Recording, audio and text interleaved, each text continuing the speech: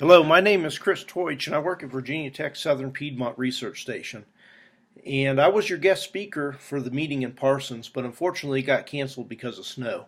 So I'm stuck here in Elkins, and I'm making you a video of the presentation so that you might be able to watch it at a later date.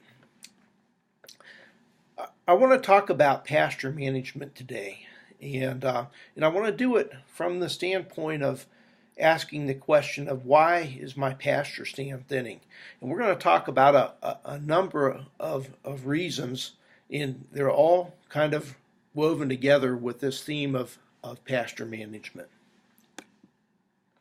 Whenever we talk about grazing, I always like to think about it as a system. A forage livestock system can't be effectively managed without a basic understanding of the soil, the plant, and the animal, and how these components interact with management and with climatic conditions. And as you all know, the climate plays a major role in pasture production. If we get rain, we do pretty well. If we don't get rain, then we have a serious reduction in pasture productivity. And all these things interact together, the soil, the plant, and the animal, and the climate especially.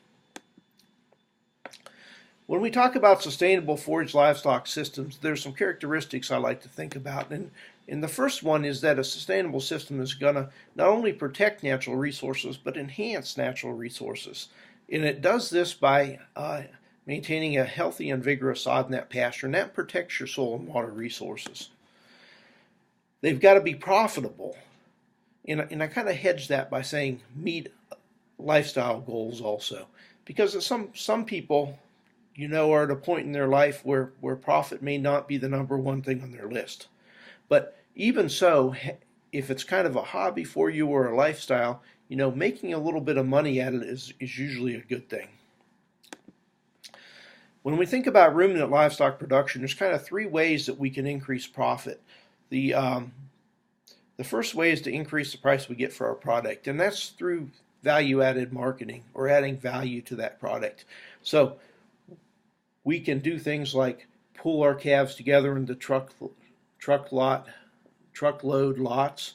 We can vaccinate and castrate our calves. We can precondition our calves. All that increases the amount of money that you get for that product.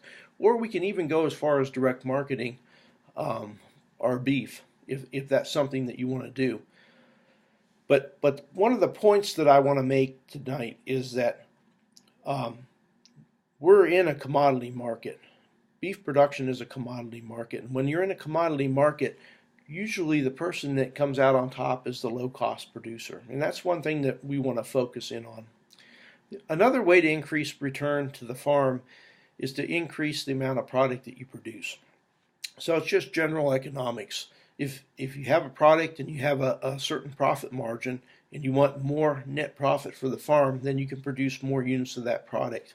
But at some point we become resource limited. We run out of land, we run out of time, and we can't produce any more units of that product, which in our case would be calves.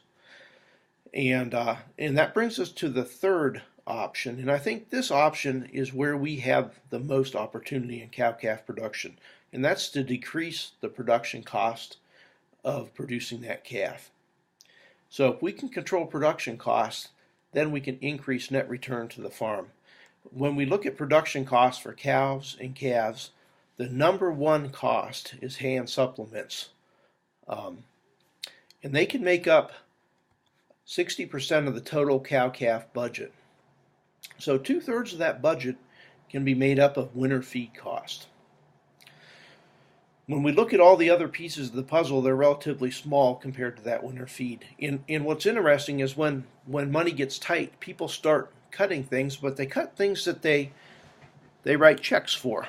So, for example, you might skimp on a replacement bull, or you might not call the vet when you really need to have them out, or you might not put out as much salt and mineral as you need. All those things open you up to risk. And what we really need to be focusing on is the biggest piece of the puzzle. And unfortunately, we don't usually write one check for that winter feed. Usually it's lots of small checks, and sometimes we're not even sure how much it actually costs us. And that's one thing that I wanted to point out to you is the cost of our winter feed. This is a budget from Virginia Tech, and we've got a great set of budgets if you're interested. It's on our Virginia Cooperative Extension webpage. They're interactive budgets. So what that means is that they have some costs put in and a budget made up, but you can go into that spreadsheet and enter your own cost in another column and come out with a cost for producing whatever product the budget's for. This is a tall fescue hay budget, and I think it's important to realize how much hay costs us to make. And it breaks it down into fixed and variable costs. Fixed costs include machinery costs, so tractor and other equipment needed for haymaking. The variable costs include things like fuel, oil, lube, twine, labor, and so on. What I want you to focus in on is this bottom number, total fixed and variable cost. And that's $115 per ton. And I know some of you say, well, I can make hay for less than $115 a ton. And maybe you can. Maybe you can make it for $90 a ton or $100 a ton. And that's fine. Put whatever value you want to put on that hay. But remember, it's important to include your labor because your time is valuable. And it's important to include machinery costs even if they're paid for. At some point, you are going to have to replace that machinery. And that's a true expense in your operation. So let's just say $100 or $115 a ton for hay is going to be what it costs you to produce that hay. Now let me throw a little curveball at you. This is an ad from something that we have in Virginia that's run by our Department of Agriculture called the Hay Clearinghouse. And that's when you got hay, extra hay, you can put it on this web page and advertise it for sale. And this is mixed grass hay, 200 round bales, 4x5, 700 pounds apiece, first cutting, good quality. You never know what good quality means when you look at some of these ads. Nobody ever put hay on the Hay Clearinghouse and said that I had poor quality hay. It says kept under the tarp, will load $20. So think about that for a minute. 3 of those bales make about a ton of hay. $20 a bale, that's $60 a ton. And it costs you $100 to make a ton of hay. There's a significant opportunity here, especially for smaller cow-calf producers, to purchase hay and store it rather than making their own hay.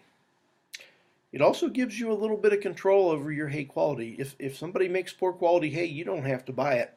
If you get caught in a rainstorm and your hay is really pretty bad quality or you don't get it cut in time, that's still your hay. So and there's some disadvantages too, but the point I want to make is that I think you have a real opportunity to purchase hay.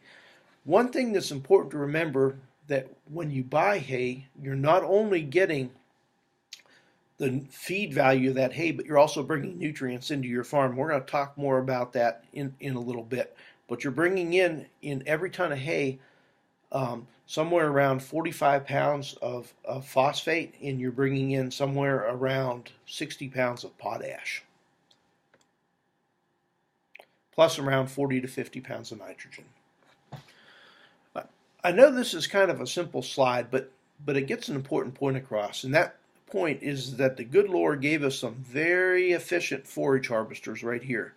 And what we need to do as managers is do everything that we possibly can to let them harvest forage for themselves more days of the year. They replace a tractor and a rake and a baler, and they even fertilize as they go along, and they don't even use much diesel fuel. If you notice that diesel fuel price, $1.29, when I first came to the research station in the early 2000s, I took that picture. And it's amazing how things change. Now I get excited when the gas price is under $3 a gallon. So the point that I want to make is that anything that we can do to extend the grazing season is going to lower production costs and increase net return to the farm. Let's think a little bit about why we lose forage stands. And there's lots of reasons, and I want to talk about some of those reasons today. Too much or too little water, so drought or flood, poor soil fertility, poor grazing management, poor mowing management in hay stands can weaken hay stands, poor choice of forage species, so choosing something that's not really well adapted to your region can result in a disaster. Weed infestations, and I've got a question mark behind that because I think a lot of times weeds are a symptom of an underlying management problem. And when that happens, and we get a bunch of weeds in a pasture, usually it's because there was nothing growing in that hole in that pasture. And when there's a hole in a pasture and there's exposed soil, the good Lord puts a Band-Aid on it. And unfortunately, in many cases, that Band-Aid is a weed. So I think in a lot of cases, weeds are not necessarily the don't result in stand losses, but are a symptom of poor management. Insects can be a problem in disease, but not a lot we can do about those in pastures. We don't really have any labeled pesticides to use on insects and disease in pastures. One of the points that I want to drive home tonight is that when we lose pasture stands, it's not usually just one factor. It's usually a complex of factors.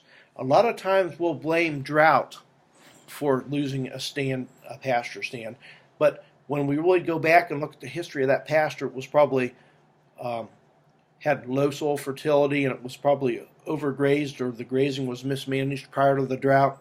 And then the drought comes along, and it's kind of the straw that breaks the camel's back. So it's usually more than one factor. The first thing I want to talk a little bit about is forage species. And these are some characteristics I like to look for when we choose a forage species. And number one on my list, again, is this regional adaptation. If it's not adapted to where you're trying to grow it, chances of you being successful with that forage species are pretty slim. It's got to be adapted to the soils on your farm. So just because alfalfa is adapted to your region doesn't necessarily mean it's adapted to the soils on your farm. If you don't have deep, fertile, well-drained soils, alfalfa is probably not the best forage choice. High yielding and good nutritive value is important, but drought tolerance and heat tolerance and persistence are probably more important in the forage species. And unfortunately, our grass breeders have focused more on yield than they have focused on persistence. And persistence is really important for a cow-calf producer. So you want to choose a forage species that's going to be persistent in your area. I want to talk about some options, and the first thing I want to talk about is kind of a general breakdown of grasses into cool and warm season grasses. Cool season grasses have optimal growth at 70 degrees Fahrenheit. That means they have maximum leaf photosynthesis at 70 degrees Fahrenheit. They tend to be more digestible and higher in crude protein and have a longer total growing season. In your area and in Virginia, our pasture systems or grazing systems should be based on cool season grasses. And that's important to remember. That's what grows the longest, and that's what's going to be the most productive in your area. Now, we have warm season grasses too that can kind of fit into grazing systems. They probably shouldn't be your pasture base, but they can supplement forage production during the summer months. And they have optimal growth at higher temperatures. They don't reach maximum photosynthesis in the leaf blade until 90 to 100 degrees. So when we get above 70 degrees in our cool season grasses, photosynthesis decreases dramatically, and that's what results in lower production during the summer months. Growth in cool season grasses is often limited by temperature rather than just moisture. So when we get up in these high temperatures in the summer, that's when our warm season grasses really start to grow and are most productive. So you can see how they would fill in during the summer months. They tend to be less digestible and lower in crude protein. They're more drought tolerant, and they're more efficient at using water during the summer months. So if we get a limited amount of water during the summer, they'll produce about twice as much dry matter per unit of water used compared with the cool season grass. This is just a nice visualization of the temporal nature of growth patterns between a cool and a warm season grass. This was taken in March at the research station where I work at. This is tall fescue on the right, and there's a little patch of alfalfa in the back there. And then we have Bermuda grass on this side. So tall fescue and alfalfa are cool season forage species, so they're up and actively growing in March, but our Bermuda grass, a warm season forage species, is still completely dormant. And it's going to remain dormant until we get into June And as we get into June, July, and August, we'll have optimal growth in our Bermuda grass, and then it'll start to slow down again in September. So it's got all of its growth kind of packed right into the middle of the summer months. These are some growth curves for commonly used forage species. The top three here are cool season grasses, and we have that very distinctive growth curve of good growth in the spring, good growth in the fall, not much going on in the summertime. And that's when growth is temperature limited in our cool season grasses. If we look down here in the bottom, we have our warm season grasses, and you can see all that growth is packed right into the middle of the summer months, that June, July, and August. And you can see if we could combine the cool and warm season grasses into a grazing system, how we could fill in during the summer months with a small acreage of warm season grasses. And I'm not recommending you go out and plant half your farm in warm season grasses for sure, but having a small acreage of warm season grasses could provide some very high quality grazing during the summer months and get your cows off of cool season pastures during dry periods and hot periods when those pastures are most stressed. In Virginia, our best adapted cool season grass is tall fescue, hands down. And I realize that in West Virginia, you guys have more options for cool season grasses. And your pastures are usually mixtures of different cool season grasses like orchard grass and maybe a little bit of fescue and maybe some Kentucky bluegrass and maybe some brome grass are all components of your pastures, and that's great. If you have the opportunity to use orchard grass as your primary forage species, that's a tremendous opportunity. But for us in Virginia, our best adapted cool season grass is tall fescue, and we often view it as a curse, and you all probably realize why, but it's got an endophyte, and that causes some animal problems, especially during the summer months, and can result in low conception rates and lower rates of gain and so forth. But at the end of the day, the fact is that tall fescue has weaned more calves in Virginia than any other cool season grass, and we need to think about it as a blessing rather than a curse, and that goes for you all too. Whatever the good Lord's given you to work with, you've got to try to manage that pasture base so that you optimize the use of that grass within your grazing system. And once you do that, you can look at some other forage species, but the good Lord's going to tell you what's adapted to your area. And what you really need to be thinking about is focusing on management. So optimizing soil fertility, managing for legumes in your stands, incorporating, if you want to try to extend your grazing season a little bit longer, then maybe including some fescue into some of your pastures may be a good idea. I would not seed Kentucky 31. I would seed a good novel endophyte variety or an endophyte-free variety in your location in West Virginia. And then really kind of manage for winter grazing on that pasture. One of the big advantages of tall fescue is that it stockpiles really well for winter grazing. And that doesn't mean you can't stockpile orchard grass or mixed grass pastures. What it means is tall fescue holds up really well as we move into winter, better than orchard grass or bluegrass holds up as you move into winter. And that's a real advantage of tall fescue within a grazing system, is that you can extend grazing even a little bit longer than you could by stockpiling orchard grass or mixed grass pastures. One of the neat things about tall fescue is that the temperature requirement for growth of that plant and for photosynthesis are slightly different. So the temperature for growth is a little bit higher than photosynthesis. What's that mean? That means that as you go into fall, growth of that plant slows down, but photosynthesis continues. And when that happens, one of the things that happens within that plant is you accumulate high levels of sugars within that plant. So the nutritive value of that plant actually increases as that plant starts to go dormant into the fall months.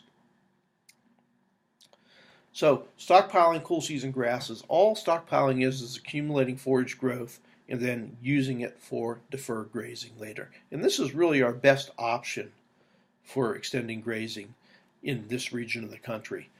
And one thing to remember is that pastures that we want to be stockpile for winter grazing, we do not want to overgraze during the summer months. So we need to protect those pastures during the summer so that when the temperatures cool down and they really start to be productive again, that they can accumulate a lot of growth in the fall.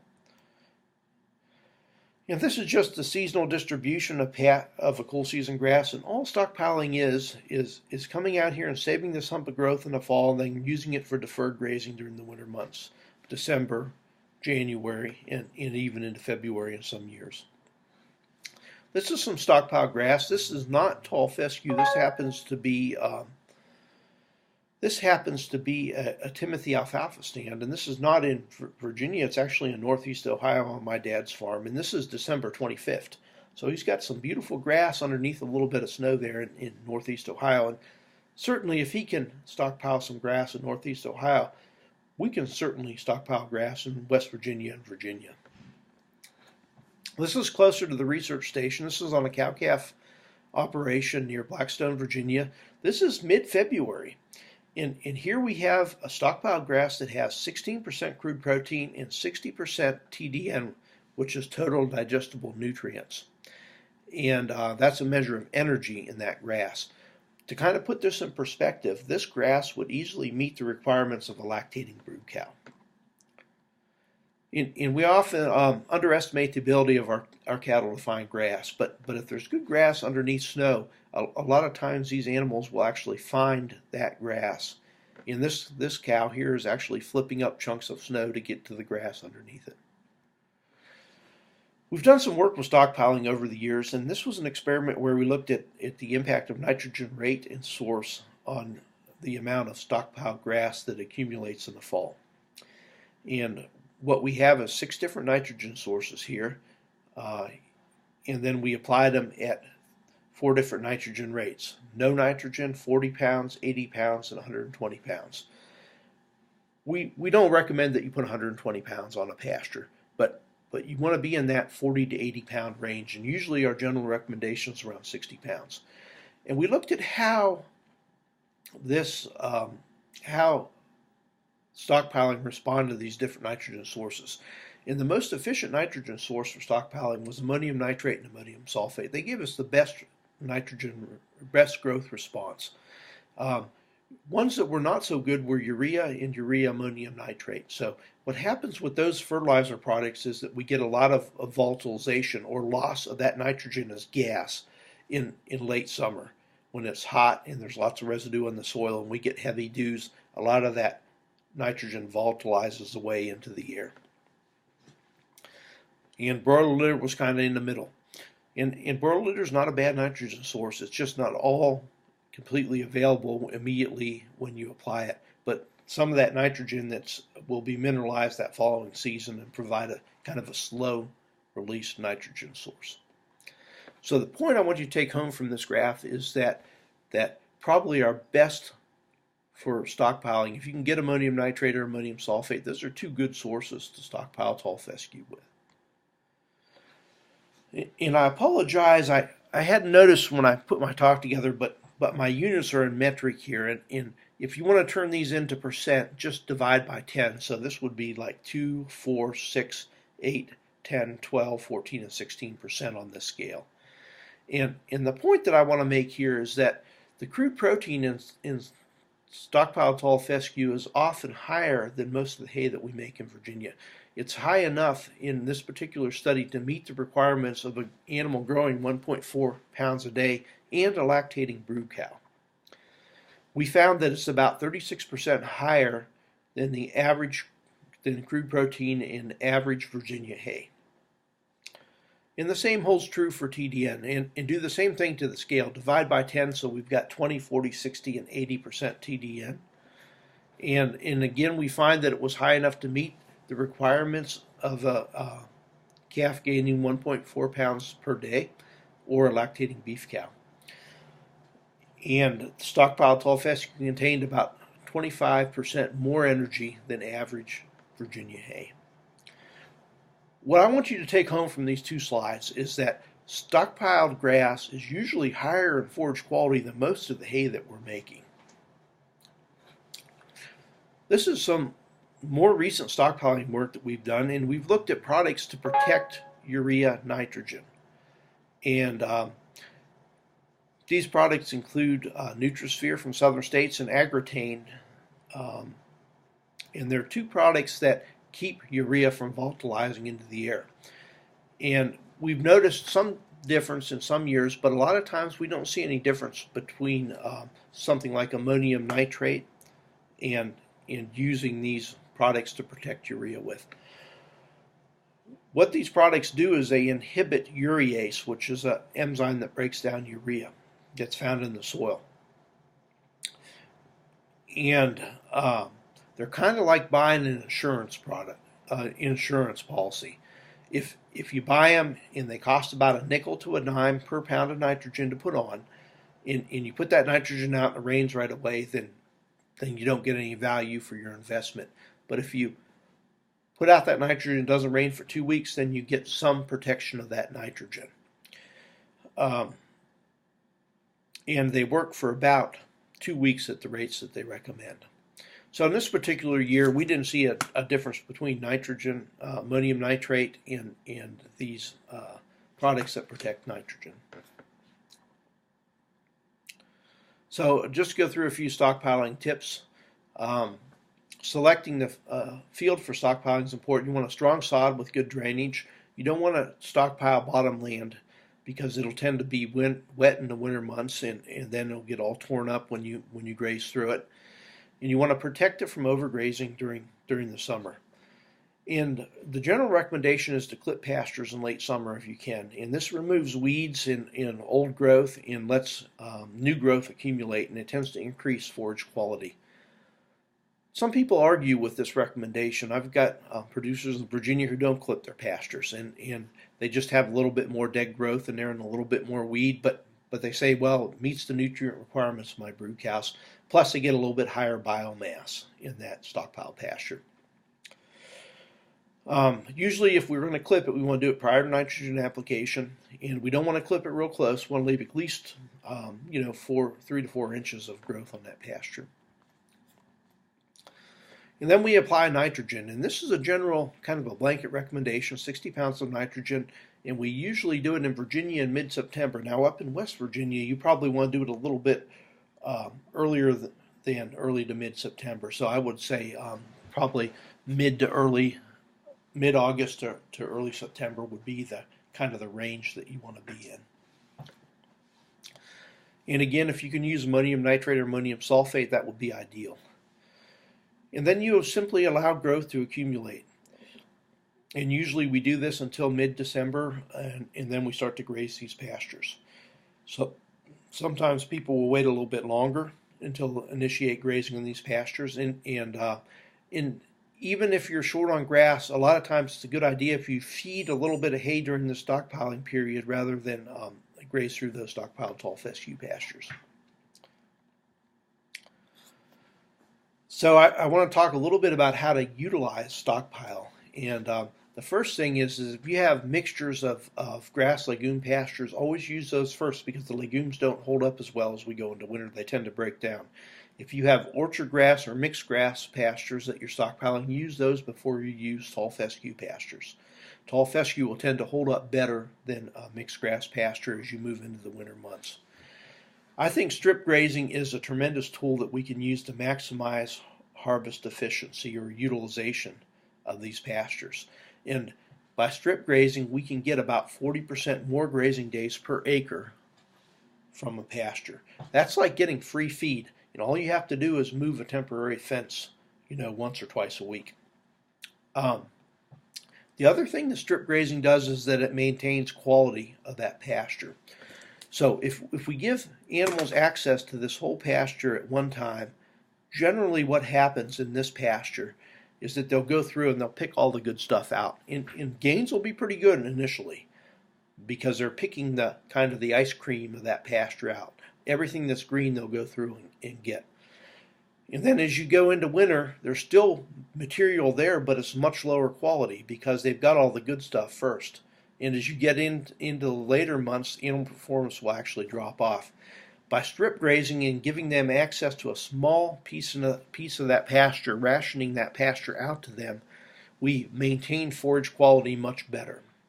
And all we do when we strip graze is simply start at our water source, and we put a temporary fence up, and we give them only access to enough pasture for about less than 7 days.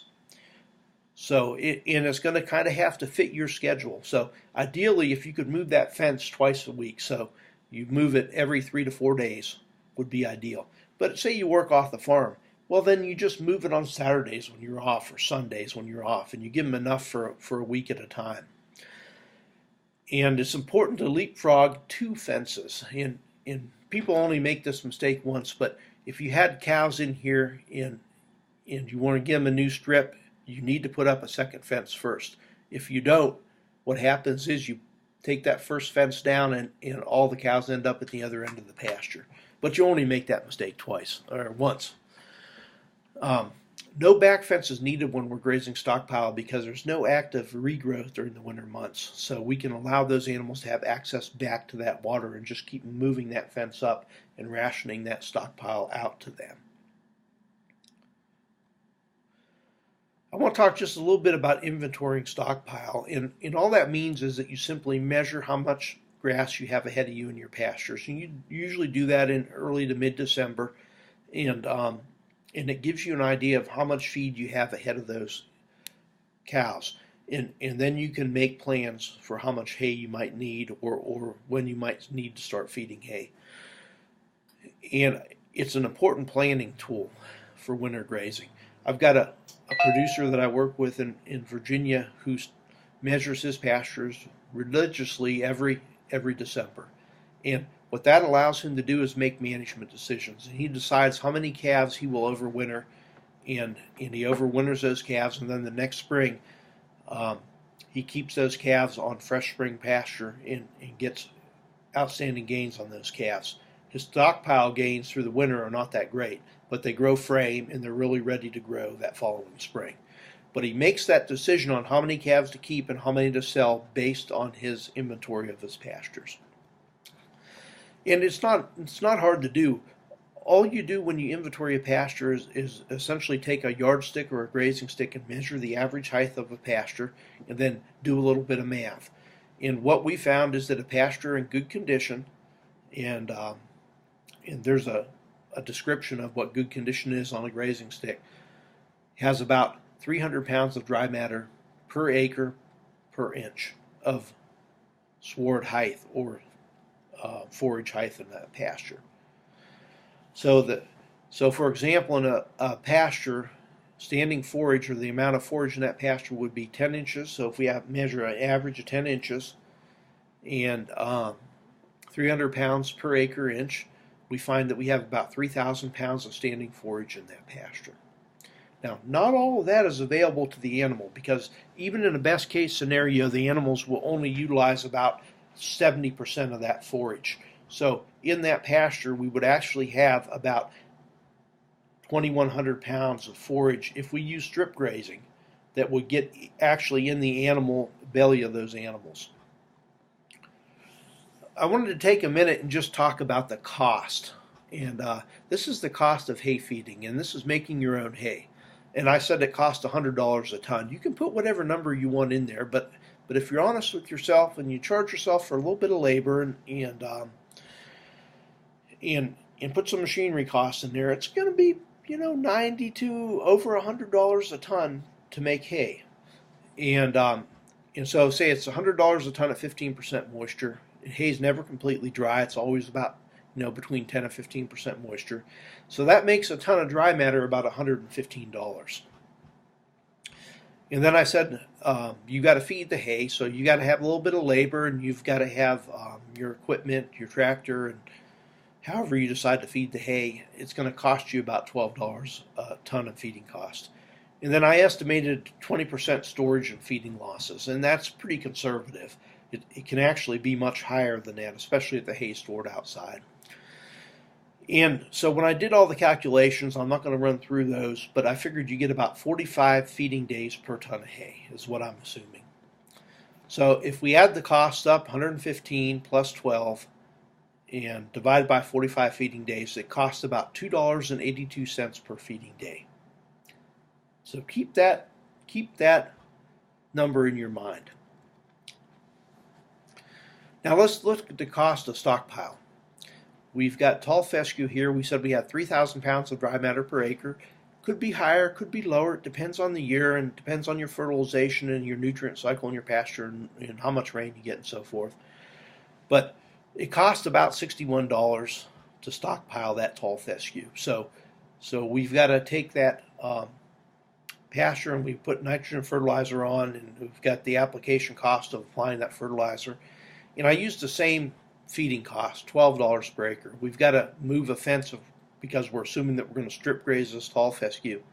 We've got to move a fence, so we've got to have some poly wire, and we've got to have a reel and a fence charger and so forth, and a little bit of labor to move that fence. And I figured a utilization rate of 70%, so we're moving that fence twice a week, and we will get about 70 grazing days per acre. When we do the math, take that $73 total cost, divide by 70 grazing days, it's $1.04 per grazing day. So digest that for just a minute, $1.04 per grazing day, compared with the $2.82. Even if you can just work to extend your grazing season 30 or 45 days or 60 days, I mean, that's significant cost savings by stockpiling for winter grazing. And I think these numbers are pretty close.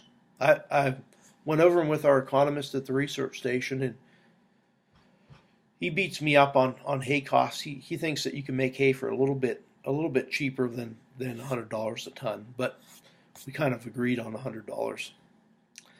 So the point I want to drive home is that anything that we can do to extend that grazing season is going to improve the net return to the farm. I want to change gears a little bit and talk a little bit about some summer annual grass work that we've been doing. And this growth curve here is for tall fescue, this green growth curve. So hump of growth in the spring, hump of growth in the fall, decreased production during the summer months. And that's kind of where a summer annual grass can fit in. They can give you some really good yields and high quality grazing during the summer months. And really put some gains on calves during the summer months and put some condition on cows. Plus, it allows you to get those animals off of your cool season pastures during the most stressful period of the year, and that's the summer months when those cool season grass pastures are undergoing moisture and heat stress. So we've been testing summer annual varieties at the research station of Blackstone since the early 2000s. And more recently, we started to evaluate digestibility, not just yield, but also the digestibility of the summer annual species. And we've had sorghum, Sudan grass, forage sorghum, and pearl millet in the trials. Pretty standard management, 75 pounds of nitrogen at seeding, P&K according to soil test, lime according to soil test, and then 60 pounds of nitrogen after each harvest to stimulate regrowth. All right, this is some data from a summer annual variety trial that we did in 2009. And this is the first harvest data. And we had a lot more than these 6 varieties in the trial. We had about 32 varieties, but I didn't put all of them on there. I put 2 of the top performing, 2 of the bottom performing, and 2 in the middle. And if I would have put all 32 on there, there's no way that you could have read the slide because the lettering would be so small. We had forage sorghum, Sudan grass, which is SG, and PM for pearl millet in this trial. So we had these different species within this trial. And then they either had the BMR trait or they didn't have the BMR trait. And the BMR trait is a brown midrib trait, and it's a naturally occurring mutation in sorghum species. And what that mutation does is it causes the midrib of the leaf to turn a brown or a tan color. And it's an indicator for lower lignin levels in that plant. And the lower the lignin level, the more digestible that plant is. Lignin gives the plant physical structure, but it also decreases digestibility of that plant. So the BMR trait is a good thing to have in a forage species. And when we looked at first harvest yield in this trial, we had a range of 3,800 to 6,800 pounds, so a tremendous range in first harvest yield. Even more interesting was the range in vitro true digestibility, or IVTD. That's a measure of how the animal will digest that forage. So what we do for this procedure is we take forage from a grass plant and we put it in rumen fluid from the animal. And we get rumen fluid out of the animal because we have animals that have a big rubber plug in the side of their rumen. We can take that plug out and actually dip a beaker into that rumen of the animal and get that fluid out of the animal. And then we put that forage in that forage material in that rumen fluid and measure what disappears or what is digested by the rumen microbes. It's a more accurate way of measuring forage digestibility. So the range in forage digestibility was huge. It ranged from 54 to 74%, and at this first harvest. So a huge range in digestibility. When I saw that data come back from the lab, I said to myself, well, certainly the ones that are going to be the least digestible are going to be the ones that had the highest yield. So they were more mature, they had more dry matter there, and they were going to be lower in quality. And that's not what we saw happen. When I matched this data up, some of the highest yielding varieties in the trial were also some of the most digestible varieties. And that really got me interested in this relationship between yield and digestibility. And we've tracked this relationship over a 4-year period. And I'm going to show you some of the varieties that have kind of come out on top and kind of how we visualize this relationship. Now, when we looked at it, simply the impact of having the BMR trait, what we found was, as you would expect, an increase in digestibility. So we had about a 3 to 5% increase in digestibility if the BMR trait was present. Averaged over all the varieties in the trial, if they had the BMR trait, they were probably on average about 5% more digestible. And that's a significant increase in digestibility. And that's going to result in higher animal performance. Now, having said that, when we looked at the range within the BMR trait in digestibility, it was huge. So if a plant had the BMR trait present, we had a range in 2009 of 61 to 76% in digestibility. We had a range of 69 to 78% in 2010 and a range of 73 to 82% in 2011. So there was quite a large range of variation even within the BMR trait. So the point that I want to make is simply selecting a BMR variety doesn't necessarily mean you're going to get the most digestible variety. What we really need to focus in on is both yield and digestibility when we're selecting varieties. And we need digestibility data for individual varieties. And then that'll let us choose a variety that has above average yield and above average digestibility. So as you can imagine, over the years I've accumulated a huge amount of data, and I've got it in all these tables, and in trying to figure out how that I can use this data so that people can visualize these differences. And I kind of came up with this graph. What happens if I showed these tables that have just columns and columns and columns of data in it, people's eyes kind of glaze over, and next thing you know, they're completely tuned out. So what we did was we graphed yield on our x-axis against digestibility on our y-axis. And then what we did was we indexed that yield. And all that means is that 0 on this graph would be the average yield of all the varieties in the trial. Same thing with digestibility. 0 on this axis right here on this graph would be the average digestibility of all the varieties in the trial. And what that lets you do is rank the other varieties either above average in yield or above average in digestibility. And then we can divide this graph into 4 quadrants. And if varieties fall in this lower left-hand quadrant, they have below average yield and below average digestibility. These are varieties that you really don't want to include in a forage program because they don't have a good yield and they don't have a good digestibility. This upper right-hand corner, this is the varieties that we want to look at. They have above average yield and above average digestibility. Those are varieties that we want to think about incorporating into a forage program. And we track this, and you can imagine when I first wrote an article and showed this data from 2009, people called up and they said, I want to know what those varieties are in that upper right-hand corner. And I only had 1 year of data, and I wasn't real comfortable talking about what varieties they were. But over the years, we've accumulated more data. And when we looked at for varieties that had above average yield and digestibility for 2 years in a row, we found extra grays, 9301, 6501, and 22050. And those varieties all had above average yield and above average digestibility for 2 years in a row. When we looked for 3 years of 3 years of data, two of those varieties rose to the top. They were 9301 and 6501. So for 3 years in a row, they had above average yield and above average digestibility in our yield trials at the research station. What's this mean? This means that these two varieties are pretty robust under the conditions that we were managing them in our geographic location. So they may be good varieties to think about incorporating into a forage program. And so if you're thinking about trying some summer annuals for grazing during the summer months, 9301 and 6501 would be two good choices to try. And 9301 is a Sudan grass, and 6501 is a sorghum Sudan grass. So, kind of in summary, the BMR trait increased digestibility. No single BMR gene appeared to be superior. And when we talk about the BMR trait, there's 3 places in the genetic sequence where that mutation can take place. They're called 6, 12, and 18 gene. And we couldn't find a difference between those 3 genes. Naturally, whenever somebody sells you seed, whatever gene type they have is going to be the most superior. But what you really need to ask them for is digestibility data. There was quite a range in digestibility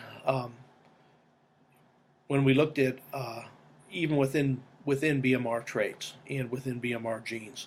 So the bottom line is that we need to look at both yield and digestibility when selecting or recommending varieties for use in forage systems. All right, we're going to move on now and talk a little bit about soil fertility. I think this is important, and one of the reasons that we lose stands over time is poor fertility, and this is especially true for legumes. If we have low fertility, it's hard to keep legumes in pastures. I know you've heard this 1,000 times, but soil testing is really the only way to know what nutrients are lacking in your soil. A lot of people will try to look at plants that are in their pastures and say, well, this plant indicates that I'm low in phosphorus or I need lime or so forth. Why guess? Take a soil test, send it in, and then there'll be no guessing.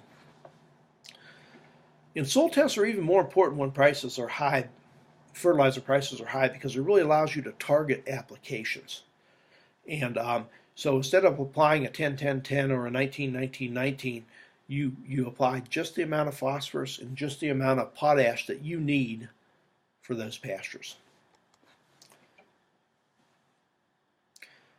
And you sample, we sample in pastures 2 to 4 inch depth, and we want to avoid atypical areas when we sample pasture. So any areas where animals congregate at, watering areas, feeding areas, where you fed hay, nutrients will tend to build up there, shade areas, anywhere where the animals will concentrate nutrients through dung and urine and through feed, we want to avoid when we sample those pastures, because that'll give us an elevated reading that's not representative of the entire pasture area. And then we want to sample every 2 to 3 years, so we have a running tally of how our soil fertility program is going within that pasture. We can make adjustments as necessary. I always like to talk about the law of the minimum. And basically what this rule says is that the level of plant production can be no greater than that allowed by the most limiting of essential plant growth factors. And there's lots of different essential plant growth factors. They include nutrients like nitrogen and phosphorus and potassium, but also soil acidity, temperature and moisture, and species selection could be another factor limiting overall plant growth, or variety selection. But whatever's the most limiting is going to limit overall plant production, and that's an important thing to understand. And unfortunately, I had a little demonstration that I do, but I can't do it when I'm making this recording, so you'll have to go without that demonstration. But this is important, and the point that I want to drive home with the law of the minimum is that we can't pick and choose what nutrients to supply within a pasture. What we really have to do is have a balanced approach to soil fertility within that pasture and make sure that not one single nutrient is limiting overall production. So just a little bit on soil acidity and liming. And soil acidity is a major factor limiting forage production in the southeastern United States. reduces nutrient availability, and it also reduces nitrogen fixation in our legume plants like clover. And liming neutralizes soil acidity, but it also supplies calcium and magnesium to those soils. And these are some general guidelines for soil pH. And one I want you to focus in on is this grass and clover. We want our pastures to be between 6 and 6.4. And when we have them between 6 and 6.4, that creates an environment in which clover grows well. And we want to encourage clover to grow within our pastures. Now, this is the impact of soil pH on nutrient availability. Over here at this side of the graph, we have a very acidic conditions, a soil pH of 4. Over here, very alkaline conditions. And, of course, 7 is neutral. What I want you to notice is that for these different nutrients, each one of these bands, the wider the band is, the more plant available that nutrient is. And when we get into the recommended pH range, 6 to 7, you'll see that our major nutrients, nitrogen, phosphorus, potassium, sulfur, calcium, magnesium, are all the most plant available. And so the take-home message from this graph is that if you need lime on your pastures, and the only way you can tell is with the soil test, you're going to get the most bang for your buck out of that lime because it's going to make all the other nutrients in your pasture more available to the plant. I want to talk a little bit about legumes and grazing systems. And legumes are a very important part of grazing systems. They include things like clover and alfalfa and lespedizas. And what they do is they take nitrogen from the air, and the air that we're breathing, 78% nitrogen gas, and they convert it into a plant available form. And the way they do this is by forming a symbiotic relationship with rhizobium bacteria. And in this relationship, they form these little nodules on the legume roots. And the bacteria get a place to live, and they get an energy source from the plant in the form of sugars that the plant shares with those rhizobium bacteria. And in return, the plant gets nitrogen for growth and maintenance of that plant. And that's what we call a symbiotic relationship. Both parties are getting something from that relationship. And having legumes in pastures increases yield, it improves forage quality and animal performance. And it can improve summer forage growth if we choose a deeper taproot like alfalfa or red clover to include in our pastures. And for people that have fescue in their pastures, it can dilute the toxic effect of the endophyte in tall fescue. So legumes are very important parts of sustainable forage systems. We need to actively manage for legumes in pastures, and we would like legumes to make up 20 to 30% of the stand. And when they make up 20 to 30% of the stand, they are actually going to replace the need for nitrogen fertilizer because they'll be supplying nitrogen fertilizer to that pasture ecosystem. And that nitrogen fertilizer is shared with the grass plants, not directly but indirectly through the animal. The animal grazes legumes, and then they urinate and defecate on the pastures, and soil microbes and earthworms and dung beetles all break that manure down, and that nitrogen and nutrients are released and shared with the grass plants. And over time, a cycle builds up. Animals eat the legumes go through the animal and are deposited on the pasture. Microbes break that manure down and share it, and the nutrients are available to the grass. So lime and fertilize according to soil test, very important for legumes. We like to see you be in that medium plus to high minus range for your soil test values for phosphorus and potassium. And Ed Rayburn at West Virginia University stresses that. He likes to see those values be in that high range. And that creates an environment in which those legumes will survive and thrive. And if you don't have legumes in your pastures, you can overseed in late winter. And I recommend 4 to 6 pounds of red clover and 1 to 2 pounds of white clover. And then if you have a little bit of manual lespedeza, it doesn't hurt to throw that in there either. It's going to cost you about $25 or $30 per acre to put that seed out. But the return is going to be much greater. If we get these legumes established in these pastures, they can fix in the range of 100 to 150 pounds of nitrogen per acre per year. And if you look at the value of that nitrogen, if it was worth 50 cents a pound, and it's actually worth probably a little bit more than that now, the value of that nitrogen would be between $50 and $75 per acre per year.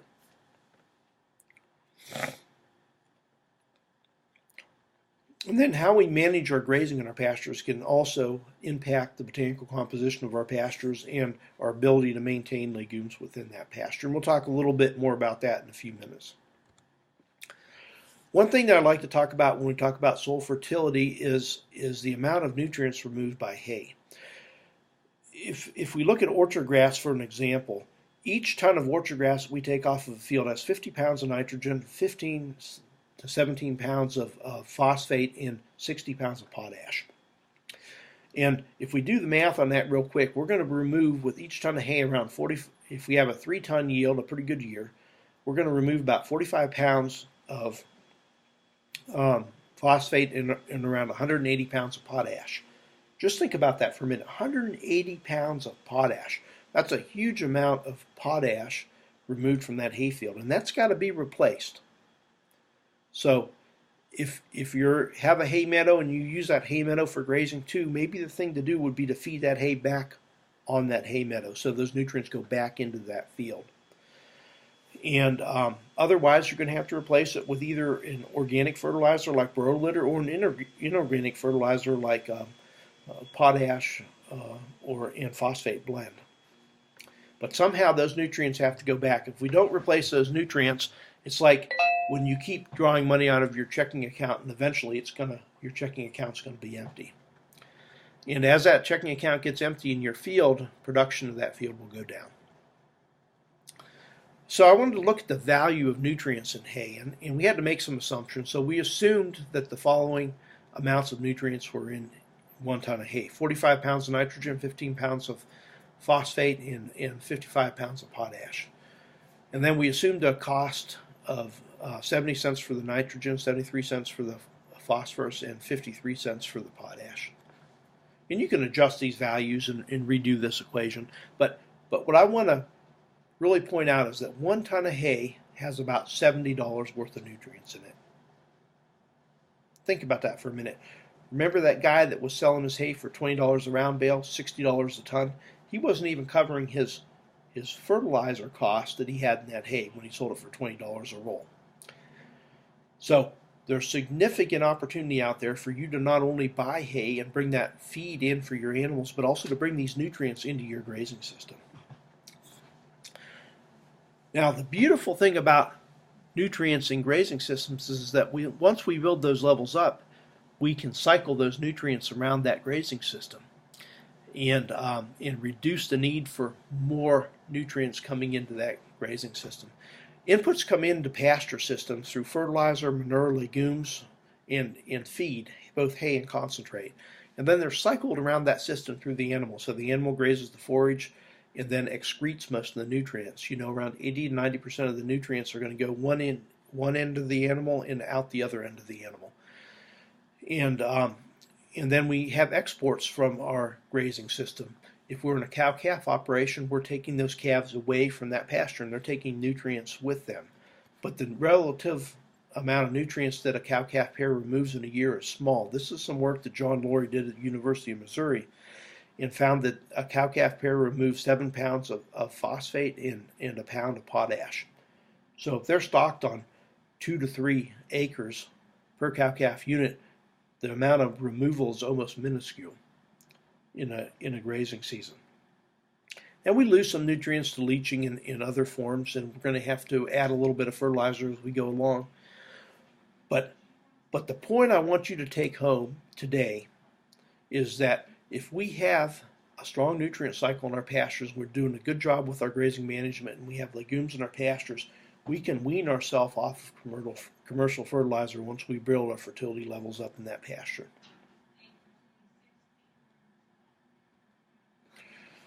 I want to change gears a little bit and talk a little bit about grazing management. I think that we lose a lot of pasture stands because of poor grazing management. Grazing too close and too frequently, it weakens plants both above and below the ground. It lowers productivity and carrying capacity in those pastures. Pastures tend to be more susceptible to drought stress and other stresses, and it allows weeds to come in. Remember, we talked about when there's a hole in the sod, the good Lord puts a Band-Aid on it, and usually that Band-Aid is in the form of a weed. So we've got a defoliation event taking place, and this is actually not a cow. This is my wife's horse, and and it's actually defoliating this grass in this pasture. And horses are pretty close grazers. So the question is if we have plenty of water and we have good nutrients in our pasture, what do we need for regrowth? And what we need is energy. Energy runs everything, and plants need energy to regrow with. Where does this energy come from? It comes from leaf area remaining, and that's photosynthesis taking place in that canopy, that leaf canopy. We can kind of think about our pasture as a big solar panel, and the more leaf area that we leave after grazing, the larger that solar panel is, and the more light energy it can collect and convert into chemical energy in the form of sugars and carbohydrates through photosynthesis. It also comes from energy that's stored up in the plant, or stored carbohydrates in that plant. And different plants store carbohydrates in different spots. If we look at something like orchard grass stores its carbohydrates in the stem base. Something like Bermuda grass or Kentucky bluegrass stores them in the rhizome of the plant, or the stolons. Those are structures that are at or below the soil surface. They're modified stems that grow along the soil surface or right below the soil surface, and they're safely below the grazing height of the animal. Now, it matters where it stores the carbohydrates because that impacts how we manage that plant under grazing. So something like orchard grass, if we graze it tightly in that pasture, we're not only removing all the leaf area, but we're also removing its storage organ for the carbohydrates, that stem base. And when we do that, we're going to reduce the vigor and persistence of that orchard grass plant.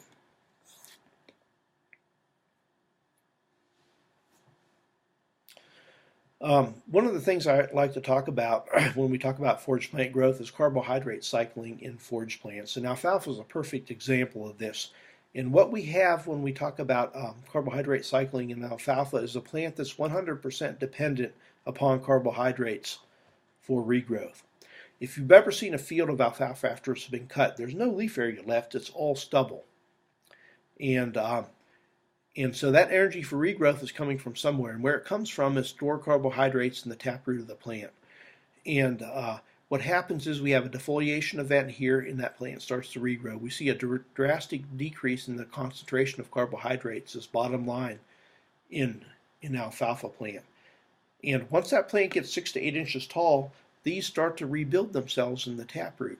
That's because that plant has enough leaf area that it's fixing enough sugars and carbohydrates through photosynthesis to meet the growth and maintenance requirements of that plant, and also build the carbohydrates back up in the taproot of that plant. And by the time we're ready to cut again in 30 days, we're back up to pre-cut levels. All forage plants have a carbohydrate cycle. It's most pronounced in alfalfa, but all forage plants have them. And that's one of the reasons we have to rest plants between grazing events. When we rest a plant, we give it a chance to regrow, and we give it a chance to build its carbohydrates back up. If you understand this diagram, you understand the whole basis behind rotational stocking: grazing and resting and allowing plants to replenish their carbohydrates and regrow. This is a nice diagram that illustrates the interaction between stored carbohydrates in the plant and how much leaf area that we leave. It's kind of complex. I've divided it into two pieces. We have over here on this side plants that have a good carbohydrate status, so they're rested between grazing events. They're rotationally stocked. That would be like a rotationally stocked pastures. And then on this side we have plants that are low in carbohydrate status, and the CHO stands for carbohydrates. And then we put on two more treatments. We either leave 2 inches of leaf area, or we clip all the leaf area off. And then we look at how fast these plants regrow. And when we do that, we found that plants that had a high carbohydrate status and then had some leaf area left after grazing, and this is what we would find in a rotationally stocked pasture, had twice as much regrowth, 1 inch regrowth, and twice as many tillers formed as plants that had a low carbohydrate status and no leaf area left. We had less than half as much growth and half as many tillers formed. If you understand this diagram, you understand this whole basis of rotational stocking. Rotational stocking is going to increase productivity in pastures by 30 to 40%. And it does it because we're resting our pastures and we're managing the leaf area in those pastures.